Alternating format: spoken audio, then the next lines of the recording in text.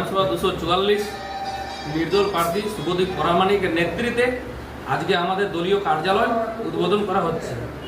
আমাদের শুভদীপ ভাইকে অনুরোধ করব তার ফিতে কাটাবেন।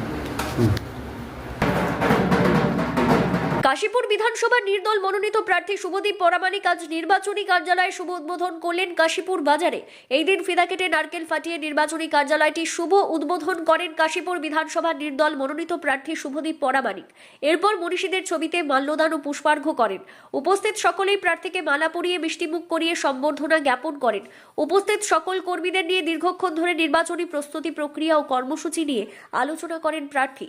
তিনি সাংবাদিকদের মুখোমুখি হয়ে বলেন 100% জয় নিশ্চিত, তাই নির্দল হলো মানুষের দল। মানুষকে পরিষেবা দেওয়ার জন্যই আমি নির্দল হয়ে দাঁড়িয়েছি। আমি কথা দিচ্ছি, মানুষের আশীর্বাদ নিয়ে আমি মানুষের সেবা করব, এই অঙ্গীকারে বদ্ধপরিকর রইলাম।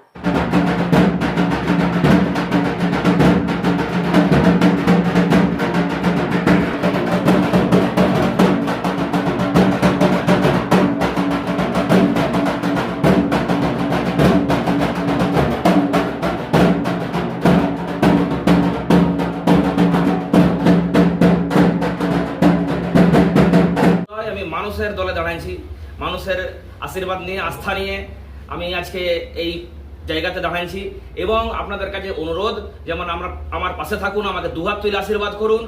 যদি আমাকে ওই জায়গায় পৌঁছে দিতে পারেন, আমি প্রত্যেকটা মানুষকে আজ প্রতিশ্রুতি দিচ্ছি যে যেটা দলীয় লোকেরা করতে পারে নাই, যেটা দলীয় বিধায়কেরা করতে পারে নাই, সে কাজটা আমি করেন দেখার আমি অকাত রাখি, আমি সেই যোগ্যতা রাখি। এবং আপনারা যদি আমাকে সমর্থন করেন তাহলে আমি সেই ভুল ধারণা ভেঙে দেবো যে মানুষ নির্দল থেকে দাঁড়ায়ও কাজ করতে পারে নাই। আমি সেই নির্দল থেকে দাঁড়াই, সেই কাজটা আমি মানুষকে করে দেখাইতে পারি। শুধু আমাকে আস্থা রাখুন, 5টি বছরের বিষয়।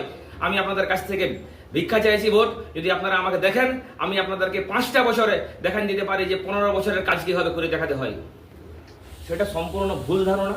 সংবিধানটা মানুষের কাছে স্পষ্ট নয়, এমন কোনো বিষয় নয় যে নির্দল থেকে দাঁড়াইলে কোনো না কোনো দলের সাপোর্ট নিতে হবে। মানুষ যদি আমাকে নির্দল থেকে নির্বাচিত করে, তা আমার মানুষের কাছে স্পষ্ট বার্তা এবং আমি বুক ঠুকে বলতে পারি, বিনা কোনো দলের সাপোর্টে এ শুভদীপ প্রামাণিক যেমন আগেও কাজ করেছে মানুষের, নির্দল থেকে যদি নির্বাচিত হয় খুব স্পষ্টভাবে, এককভাবে, এবং আমাদের যা টিম, যে শিক্ষিত টিম আছে যুব সমাজ, সেই যুব সমাজকে নিয়ে বিনা কোনো দলীয় সাপোর্টে মানুষের কাজ করে দেখান দেবে। আর যারা এই ধরনের প্রশ্ন করছে তাদের কাছে হয়তো বার্তাটা স্পষ্ট নয়।